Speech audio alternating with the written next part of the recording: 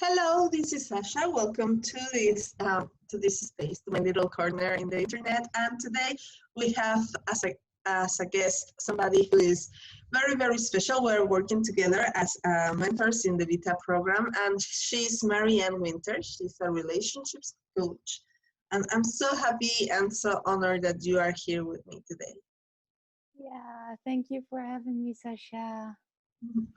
Beautiful. So we were discussing before we started the recording a lot about so many different aspects of relationships, but one of them was commitments. We were talking about commitments, especially because um, she was just sharing that she wrote a piece for Valentine's. And one thing that I find so fascinating is what a commitment means to different people, right? Like I have seen this fear, this panic of committing in a relationship, like if it meant a loss of liberty, a loss of freedom to be with somebody.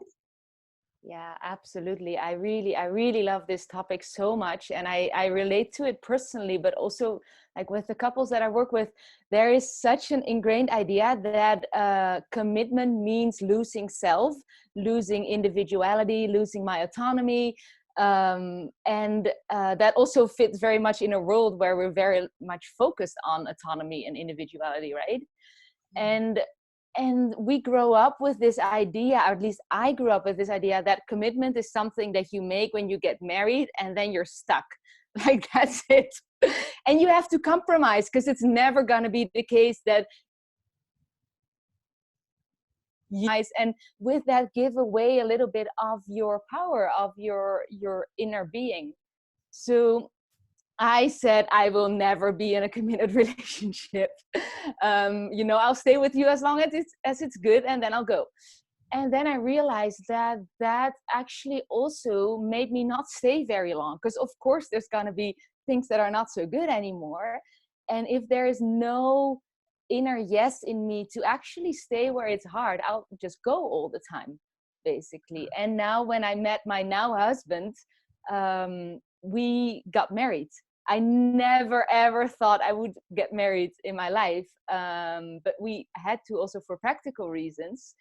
And that sort of made us sit with the question, okay, well, that means we're gonna find a real commitment. Like, what are we actually saying yes to? And rather than have of our individuality, what are we actually saying yes to? And like when we first started seeing each other, we would always be together for 3 months, because I would have a visa for 3 months and then I would have to leave the country. So it was quite easy to say, okay, we make a commitment for 3 months.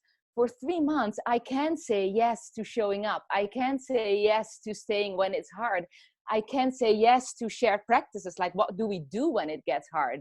Are we going to have a conversation? Are we going to breathe together? Are we going to leave each other alone for 24 hours? Like, those specifics, we all took those into our exploration of commitment to make it really true. And then for me, it was wonderful to hear myself say, yes, I will stay. Because I knew, after 3 months, if it's really not good, I can still go.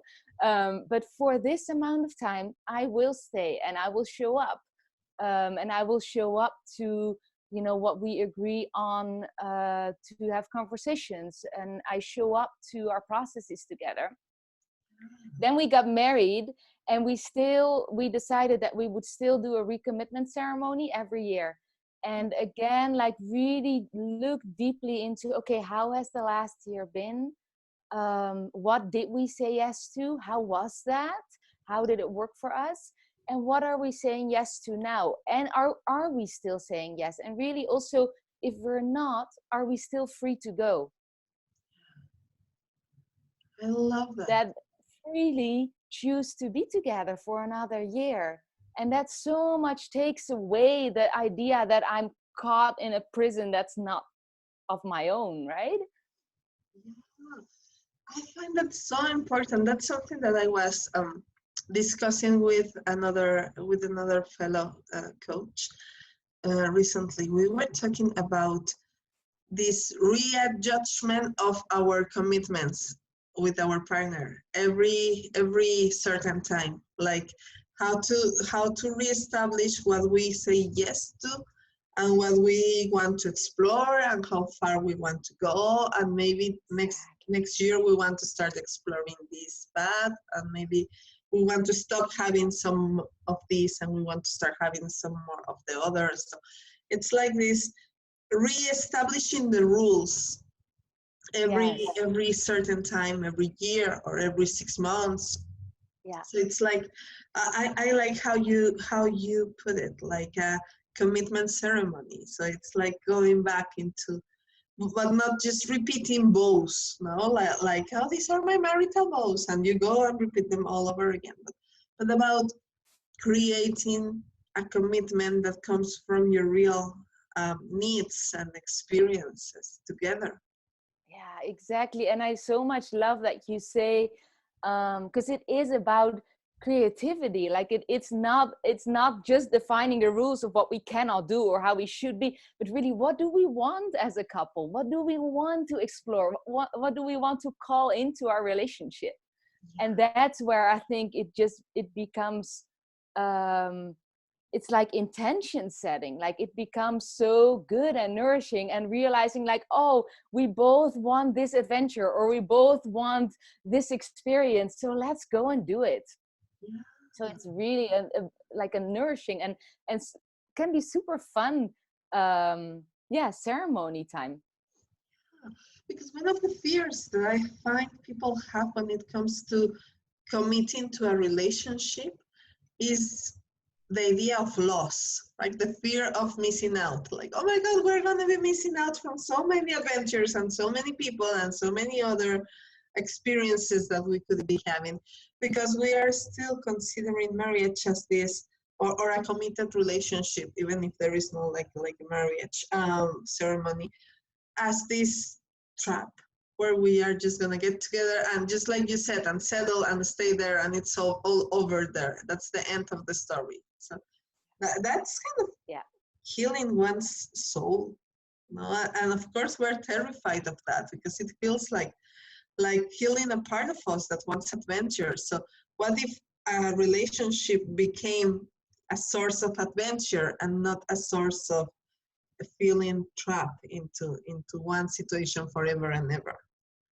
Exactly. And this is what I see so much with the people, like including myself, with fear to lose my adventure, to lose, the juice of life. And I think this is a piece that I work on with couples and in my own relationship so much, is can we create a space in which we don't have to withhold those desires, in which we can actually speak those desires to our partner without it being threatening to our relationship and our foundation and our container. But now I find with so many couples, because it seems like it's either this or that, it's either that marriage or my wild life, they don't speak those wild desires, and then they become like resentful inside that they cannot live that side of them anymore.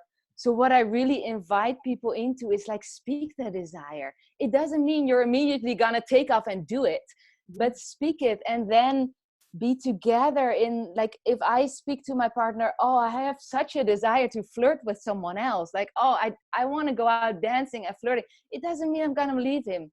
But he can ask me like, oh, what is it that you're longing for? Like, what is it how you long to feel? And then as a couple you can decide relationship, is that okay? Or is what you actually long to feel something that we also can cultivate more? If I say I want to feel my wild side more, okay, maybe there are things that I can do outside of the relationship, but also how can we do that within our relationship? But to do that, we need to know that I do want to, like, I cannot hide my wild sides, because then no one knows that I actually long for it. Yeah, that's so true.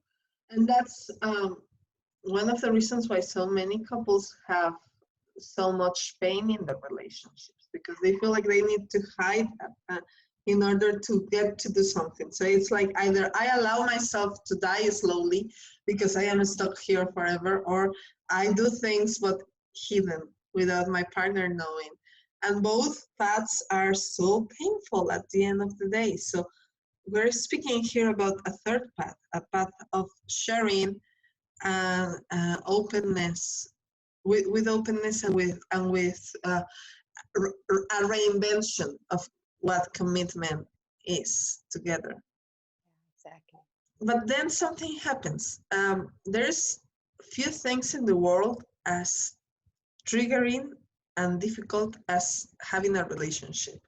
It's like everything starts just like, oh, feeling like nails on a chalkboard, like at a certain point after some years together, or maybe after there are some wounds that show up when we are in a relationship that we didn't even know they were there.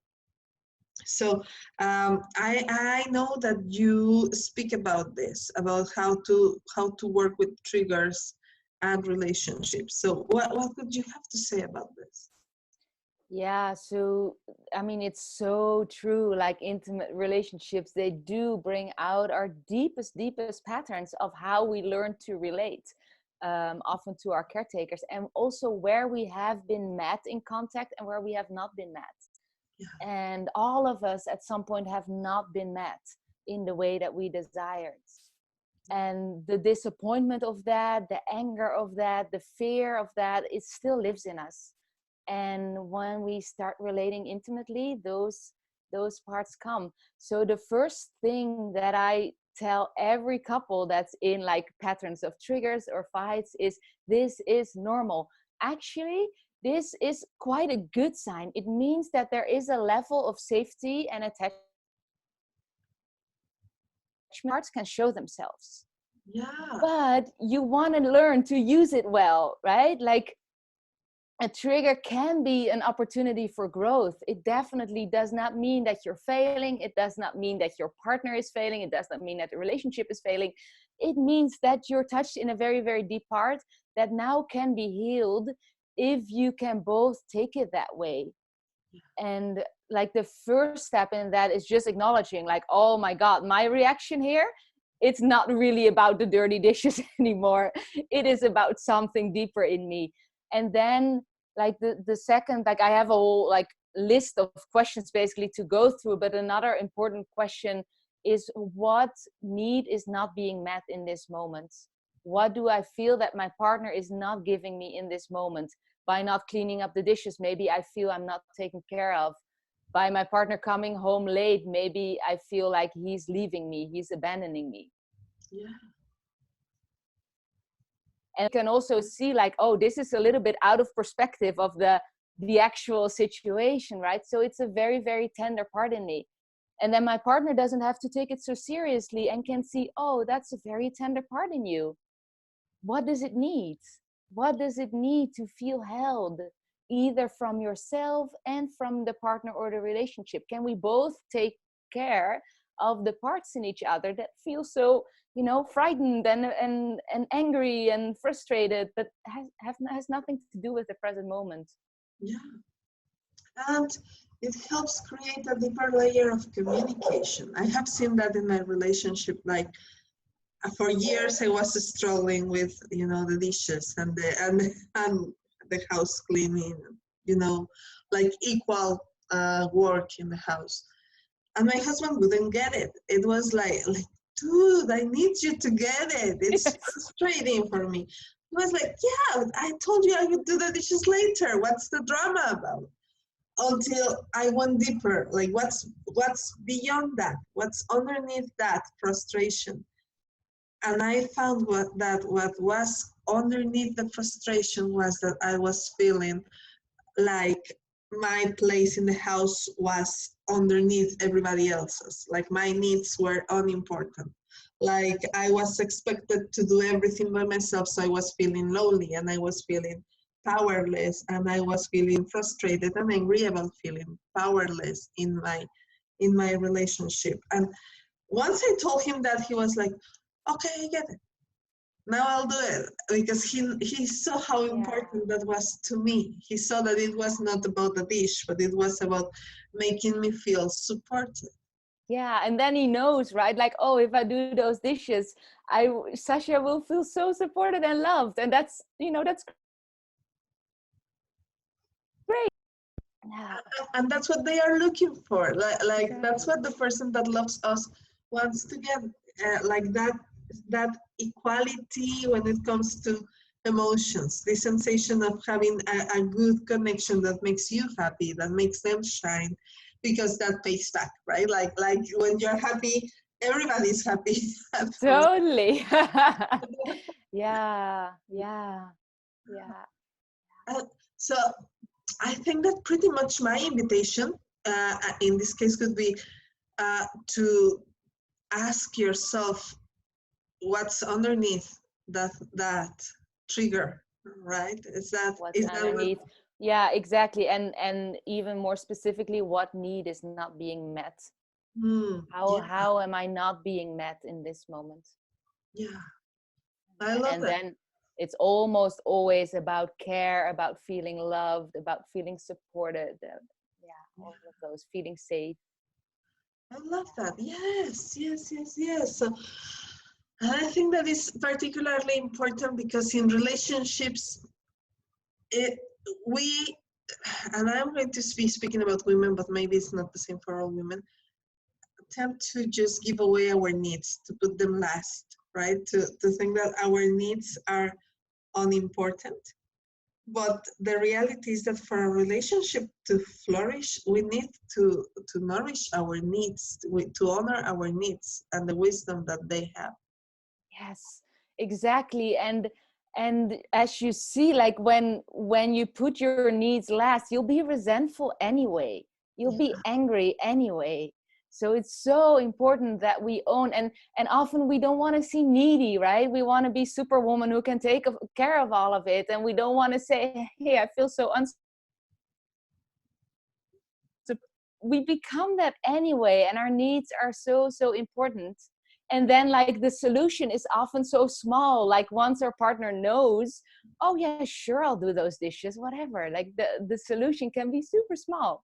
Yeah, and there's so much that can be solved with that. Like I have seen like these two unhealthy models of relationships that the media display in TV shows, which are the one where the woman becomes this resentful person that leaves herself last, and that's more than the media, that is displayed by society, right? Especially as a Latina, that's something that I see a lot, and I'm sure that it happens like everywhere in the world. But that leaving the needs of the woman last. But then there is this other this other role that I also think it's pretty unhealthy, which is the one of the nagging wife, right? Like, oh, you're not doing the dishes. What are you doing? So, and those two are like two faces of the same coin, because they are both coming from a place of wounding, from a place of not being in touch with your partner about your real needs and emotions. Exactly. Exactly. And those are exactly the two paths that we take as a very young one. Like when our needs are not being met, we either do whatever we can to make it happen, like we plead, or we just take distance from the need to start with, and sort of like, no, I don't have any needs, but become cold in our hearts and distant. And those are the dynamics that play out so often in the relationship. Yeah. Yeah. So you have a free mastermind where you speak about this, where you speak Yeah. about how to use triggers as opportunities for connection. Yeah. Opportunities for connection, for healing, for growth. And I actually, because, you know,